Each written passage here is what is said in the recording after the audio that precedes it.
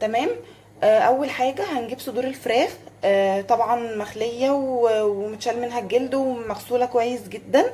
تمام. وبعدين انا دلوقتي غسلتها، هي زي الفل ما فيهاش اي حاجه. هقطعها مكعبات هتبلها بايه؟ فلفل اسود، توم وبصل باودر وتوم مهروس. هستخدم النهارده يا بنات في الوصفه دي شوربه كنور. انا شايفه ان هي حلوه قوي، استخدمتها كذا مره وعجبتني. بتخلي الطعم حلو قوي، فيها نكهات كده حلوه. بس انا الاول برضو بحب اتبل الصدور بالاربع حاجات دول. زي ما قلت لكم، توم باودر وبصل باودر وتوم مهروس وفلفل اسود. طبعا الملح مش هحطه دلوقتي لان انا هستخدم الكريمه دي، فهي بيبقى شويه مش حادقه، بيبقى فيها ملح. فانا بدوق في الاخر وبحط الملح حسب احتياجي، ممكن ساعات ما بحطش اصلا. تمام. دلوقتي هعمل ايه؟ هقطع صدور الفراخ مكعبات، وبعدين هتبلها بالتتبيله الحلوه دي، وهسيبها شويه على بال ما اخلص شغل البيت وارجع لكم تاني تكون اتبلت ونعملها مع بعض.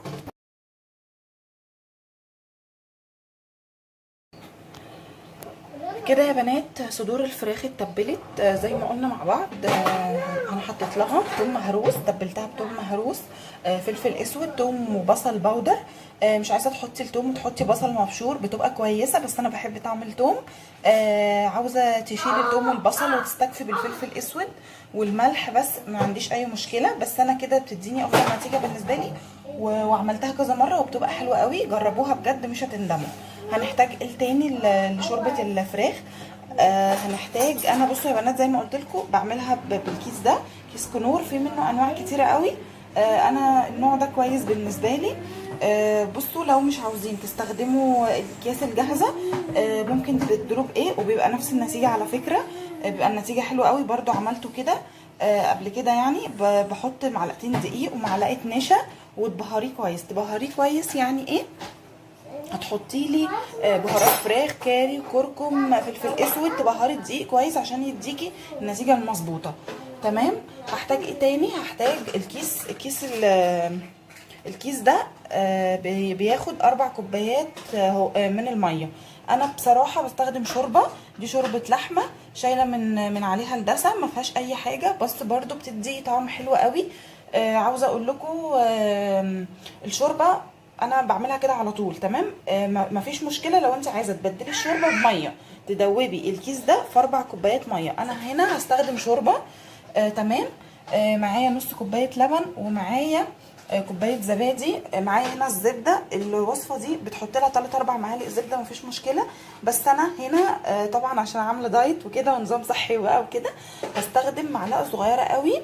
هاخد معلقه صغيره من الزبده، يعني ممكن اخد مثلا دي كده، او ايه يعني اشيل منها حته كمان. بصوا، اخد دي كده وممكن اشيل منها كمان حته. تمام يا بنات. هعمل ايه تاني؟ هستخدم ايه تاني؟ هستخدم مشروم. المشروم بيبقى فظيع معاها، بيبقى حلو قوي. ما بتحبيش المشروم الغيه مفيش اي مشكله. تمام. المشروم دوت مش فريش، ده علب. طبعا بيبقى محطوط في ميه، انا صفيته وشطفته شطفه كده. تمام. ورحت مصفيه.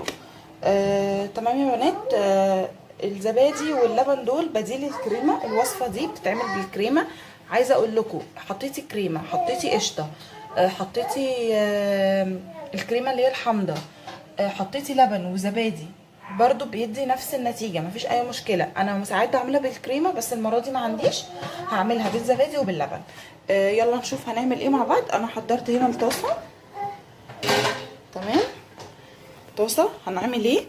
هنحط معلقه الزبده ونشوح الفراخ. بصوا يا بنات، هنا الزبده نستناها لما تسخن كويس قوي. تمام. يعني علشان لما ندي صدمه للفراخ ما تنزلش ميتها، احنا عايزين نديها لون فاتح كده، مش عايزينها تنزل الميه وتبقى شبه المسلوقه. تمام. هنبتدي بقى ننزل الفراخ واحده واحده علشان ما نبردش الطاسه. تمام.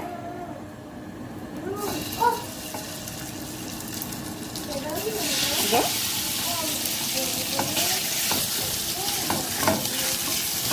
يعني نحاول نخلي ما بين النازله والتانيه اللي احنا بننزلها، نحاول ان هو يبقى فيه ايه ثانيتين 3 كده، بحيث الطاسه ما تبردش مننا. هنزل الفراخ وارجع لكم تاني. بصوا ابتدت تاخد لون معايا. ليه خدت اللون ده بسرعه؟ علشان الطاسه كانت سخنه. تمام. ونزلنا اهو بالفراخ الحمد لله. شايفين ما نزلتش ميه ولا اي حاجه. وانا كمان حاطه زبده قليله قوي. انت طبعا عايزه تكتري الزبده، عاوزه تبدلي الزبده بشويه زيت، مفيش اي مشكله. بصوا انا ما حطيتش اي حاجه، هي الفراخ بس متبله بالفلفل الاسود زي ما قلنا والثوم. تمام كده. وحطينا معلقه الزبده الصغيره، انا حطيت معلقه زبده صغيره. تمام. عاوزه انت تحطي زيت، عايزه تحطي زيت زيتون، بس خلي بالك زيت الزيتون ما بيسخنش قوي. يعني لو عايزه تحطي زيت زيتون تسخني الطاسه الاول كويس قوي، بعدين تنزلي بالزيت، بعدين تروحي منزلي الفراخ على طول. زيت الزيتون مش من الحاجات اللي بتبقى مش الطف حاجه لما بنسخنها. تمام. اهو هقلب معاكم اهو. بصوا اللون ده احنا عاوزين ايه؟ عاوزينها كمان افتح من كده شويه.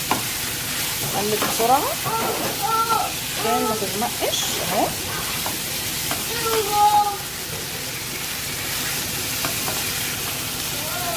تمام. هديها التشويحه ونكمل مع بعض. كده خلاص. بالنسبه لي كده اتشوحت كويس قوي. بصوا ما فيهاش ولا حته حمراء كده. تمام. انا مش عاوزاها تستوي قبل ما احط الكريمه، مش عايزاها تستوي 100%. انا كده بالنسبه لي 3/4 سوا. تمام كده 3/4 سوا. طبعا ليه 3/4 سوا؟ علشان خاطر لسه هحط الكريمه تاخد معاها غلوه. فلو احنا اديناها سوا كامل، تمام، لو ادينا الفراخ الصدور سوا كامل بتنشف وبتشد وما بتبقاش حلوه معانا خالص. تمام. هنعمل ايه بقى دلوقتي؟ هنحط على الشوربه دي دول زي ما قلت لكم، ده الكيس بياخد 4 كوبايات شوربه. هدوب الكيس ده في الشوربه ايه. تمام. وانزل بيه على الفراخ. قبل ما اعمل كده، قبل ما انزل بالكريمه على طول، هعمل ايه؟ هحط المشروم ده. ده تقريبا نص العلبه اللي بجيبها، زي يعني شبه علبه الصلصه كده. ده نصها اهو. طبعا شطفته كويس، شطفته يا بنات وصفيته كويس جدا. ليه ما شوحتش المشروم لوحده؟ علشان زي ما قلت لكم ده مش فريش. هو كده يا دوبك مع الفراخ اهو. هقلبه تقلبتين كده مع الفراخ وبعدين ننزل بالكريمه. طبعا انا مش بحب، يعني انا بحب المشروم بس مش بحطه كتير قوي. عايزه تكتري، عاوزه تقللي، عاوزه تشيلي خالص، مفيش اي مشكله.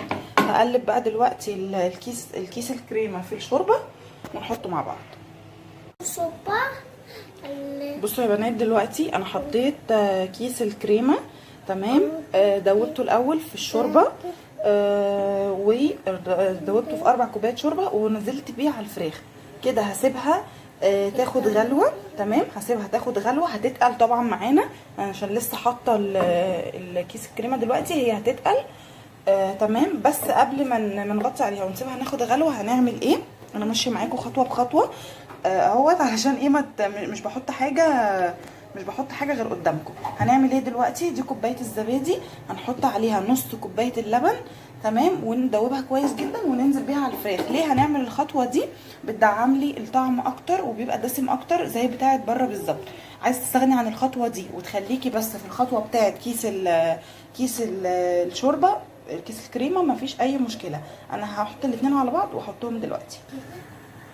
بصوا حبايبي انا دلوقتي حطيت زي ما قلت لكم الشوربه، كيس الشوربه، وحطيت كوبايه الزبادي على شويه اللبن. ليه بدوب الحاجه بره الاول؟ عشان ما تكلكعش مني على النار. بصوا هي كده اهو، لسه طبعا هي ولا تقلت ولا اي حاجه. تمام. انا هغطي عليها دلوقتي. انا على فكره ما حطيتلهاش ملح خالص. تمام. الكيس زي ما بقول لكم بيبقى متبهر وكل حاجه. انتي دوقي وعاوزه تحطي مفيش اي مشكله. انا مش هحط ملح. تمام. نقلب كويس كده ونغطي كده. تمام خلاص. انا ماشيه اهو معاكم خطوه بخطوه. تتقل بقى ونقدمها مع بعض. كده يا حبايبي ده الشكل النهائي لشوربة الفراخ بالكريمة والمشروم. عملناها زي ما انتم ما شفتوا معاكم خطوة بخطوة. انا كده ابتديت اقدم.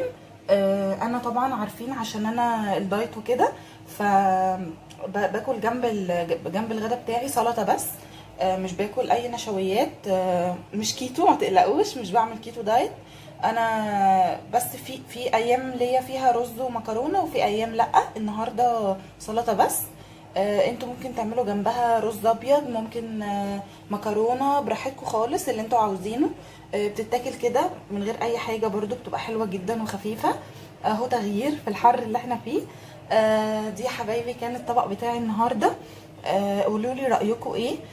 قولوا لي انتوا بتعملوها ازاي اهو. نشارك بعض. ودي كانت طريقتي. استنوني في الفيديو الجاي. باي.